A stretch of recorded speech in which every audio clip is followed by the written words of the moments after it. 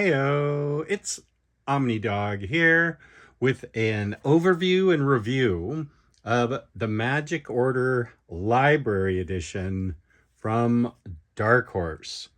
And this thing is gorgeous. You can get this book, of course, at Organic Price Books. $2 off with code Omnidog. 5% off shipping 4 more books with code Omnidog. Sit. Okay, Magic Order. Let's take a look at this book. This is what the spine looks like.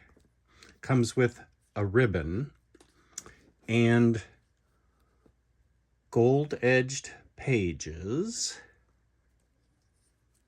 And it's, of course, library-sized for the list price of $60. How they do this, I am not 100% sure, but this is a bargain. You are going to get, well, we can say there's a reason you've never seen a ghost. By day, these people live among us as our friends, neighbors, and coworkers. By night, they are sorcerers, magicians, and wizards that protect us from the forces of darkness. That's the Magic Order. Yeah, and that's not my review.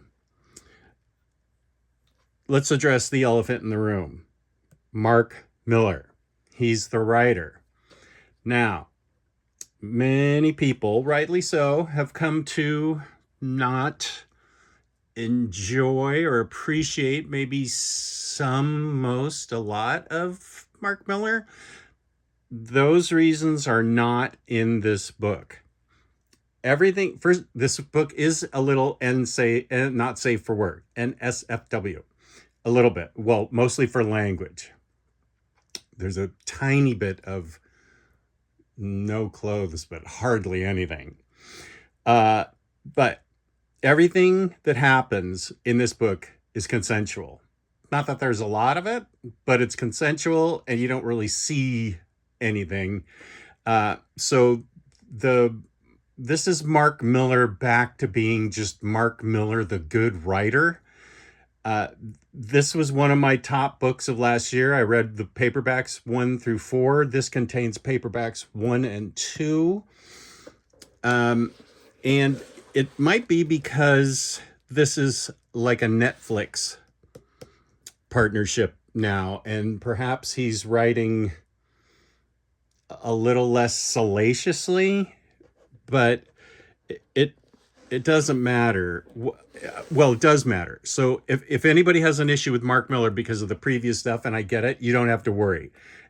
It's good writing. Everything's consensual.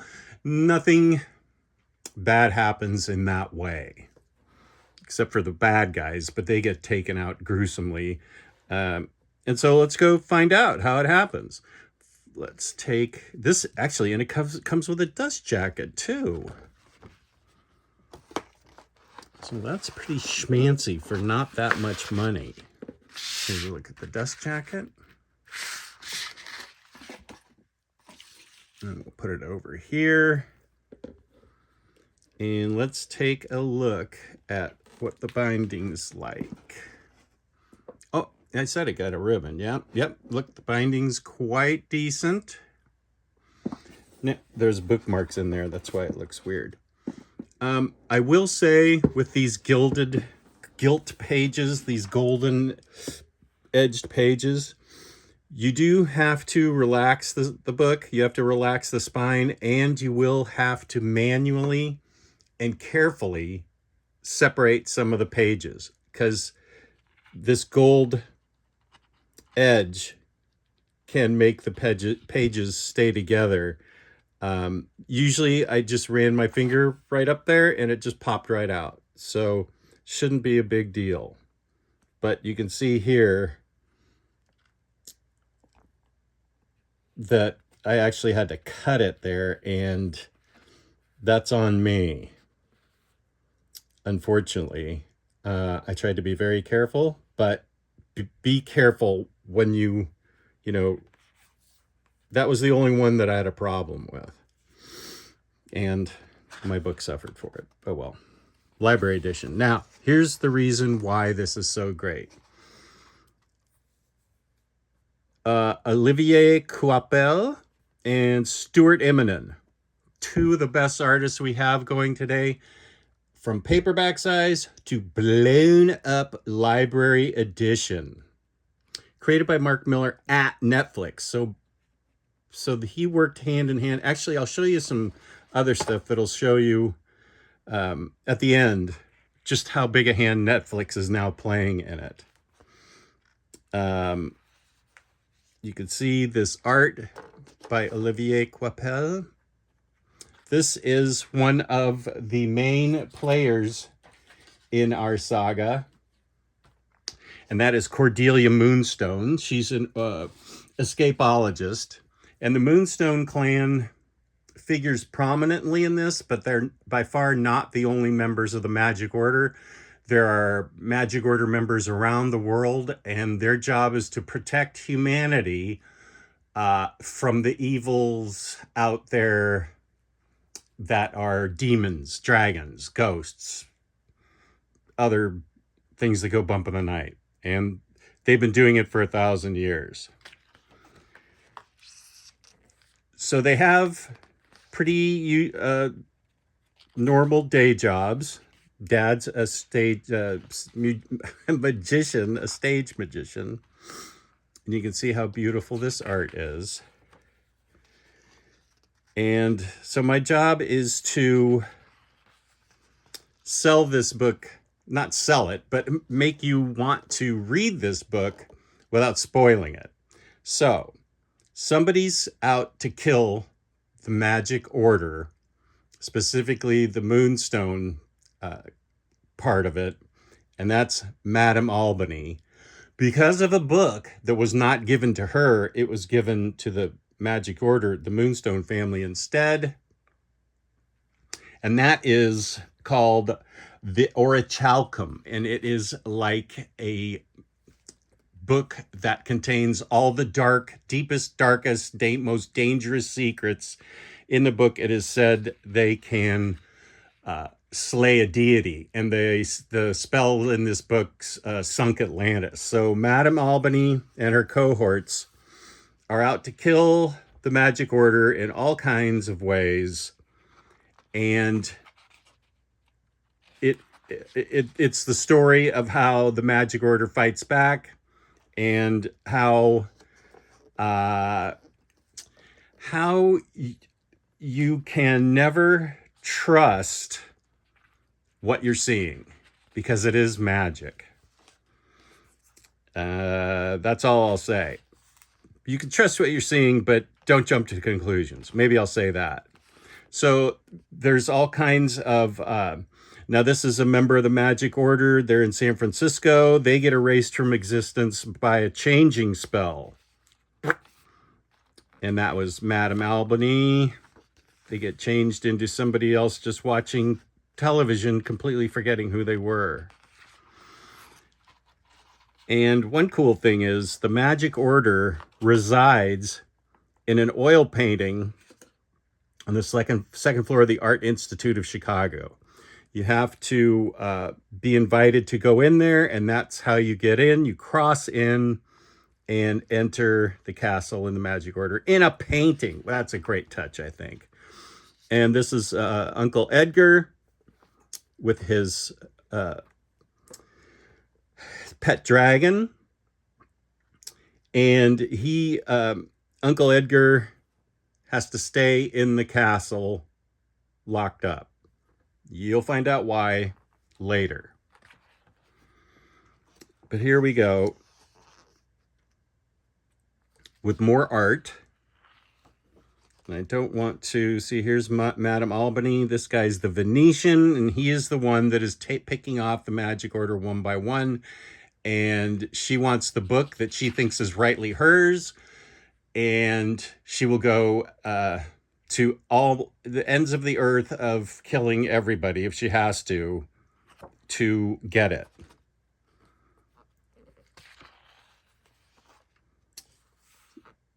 So this art is remarkable.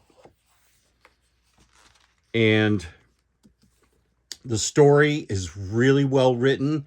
It's suspenseful, it's thrilling, it's funny, it keeps you at the edge of your seat. Things move along they flow very well, and I just found this book a complete joy to read.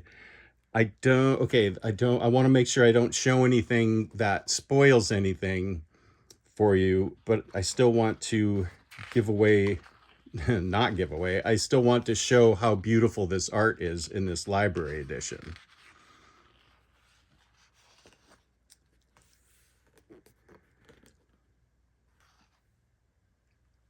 So yeah, it's bloody. Well, here's blood. And there's swear words.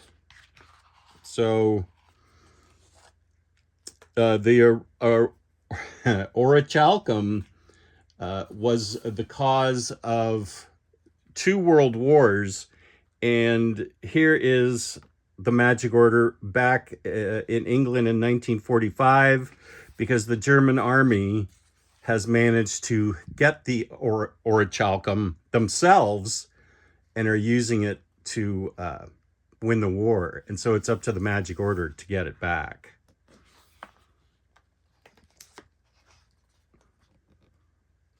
Oh, this is the Horologium. Yeah, I won't tell you much about it. You need to read yourself to find out about it. How Madame Albany got a hold of it, what she uses it for, and other things. So this is the first book, and we will go to the next book. Don't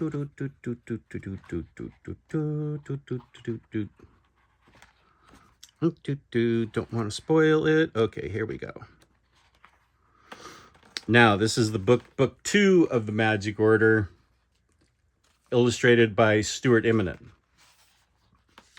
And this one, the enemy that comes after the Magic Order is Victor Korn, a Romanian, and he comes from a long line of wizards also, but his family dates back 1,000 years, and it used nothing but dark magic. Imagine all kinds of sea serpents and wild animals and dragons and everything from fairy tales and folk tales come to life. That's what the Earth was like 1,000 years ago, except the Magic Order defeated his famous wizard ancestor Sorenkorn, and now he's like a bottle washer in a Romanian bottle washing plant. So he doesn't like that he's not in charge anymore, and he decides that he wants to. This is the Magic Order at work. Let me skip that because it's a cool point. It has nothing to do with the Romanian. It's just the Magic Order at work. But Victor Korn raises up an army of dark artists. He has a special trick up his sleeve because he is acquiring pieces of a magic stone that will give him unlimited power in the form of an ancient creature. And he does not care who gets hurt or how. He actually likes inflicting pain and death. And did I say Cordelia Moonstone was really the star of this book? In the first part, she is. She's like Zatanna. She's like a stage musician, but she ends up being extremely important in the first part. And then this is her almost husband. This is her almost husband here. And he has a special, he just checked out of rehab. He had a heroin addict. He was a rock star, spent all his money. And he used to be engaged to Cordelia, but they kind of need him, and they kind of need him clean. And here they visit Dream World, which is cool. He is a bewitcher. our handsome guy, Francis King, former fiance of Cordelia, and they have history. But it's interesting. These characters, for as many characters that are in the book, they do get a good backstory. Cordelia's got a really good backstory. So does Francis King.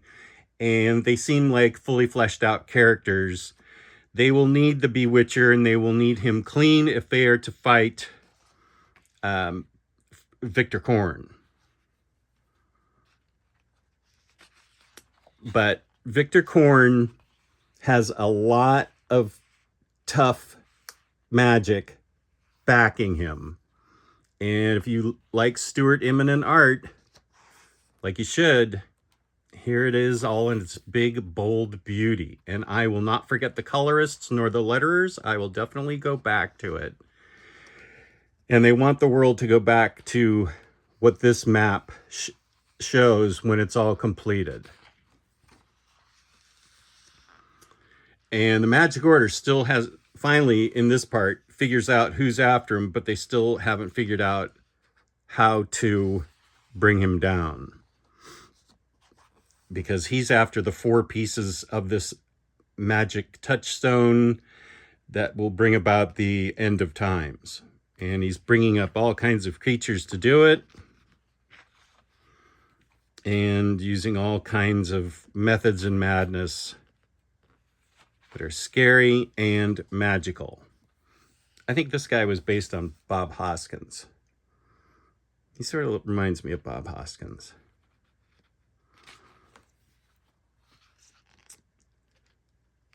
Let's see. So they go about trying to. Magic Order goes about trying to find out who and why and where. They know who. They haven't figured out how or where he is located.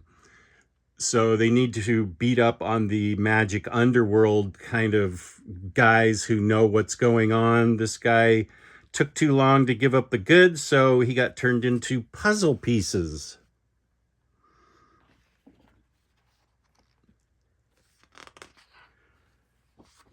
And here he is, Victor Korn with the mantle. He looks kind of like Magneto. Yeah, I'll give you that. He's wearing the helmet of his ancestor, Soren Korn. This whole squad of baddies. This is, look at this. This is what he wants the world to return to. The Easter Island Manhunters. Great Typhon from the Rising Seas. Grendel, Baba Yaga, Cyclops, Three-Headed Hydra, the Skeleton Infantry. He wants all these things to come back to life. China quivering his gong gong, scourge of sailors looms over Shanghai. This is what he wants it all. And this is a really cool page. And I'm going to stop there because I think I've said enough. I really love this book. It's excellent writing, fabulous art, great colors. And it does have a nice bonus section in the back that tells you all about everybody involved. So there's the Magic Order biographies and bonus material. And here are the artists, colorists, letterers, people at Netflix that are helping bring it to life. Now this is where I feel like it gives the clue that Netflix has a hand in this along with Mark Millar. These are a look at the in-house production drawing used by Olivier Coipel in the comic book series, based on designs by the Netflix in-house team.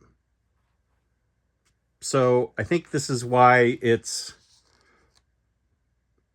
like PG-13 and not a hard R+. And then it shows all the covers and stuff. Yeah, I don't want to show that cover. I don't know how that cover made it onto the stands, really. Okay. So yeah, this book, fabulous book. The link below will show you how to order it. I highly recommend this book, The Magic Order. If you like magic at all and good storytelling with fabulous art in blown-up sized library edition, this is the book for you. Peace and love, peace and love. Thank you for watching. Please like, subscribe, hit the notification bell, and leave me a comment if you like. Omnidog says peace and love. Thank you for watching.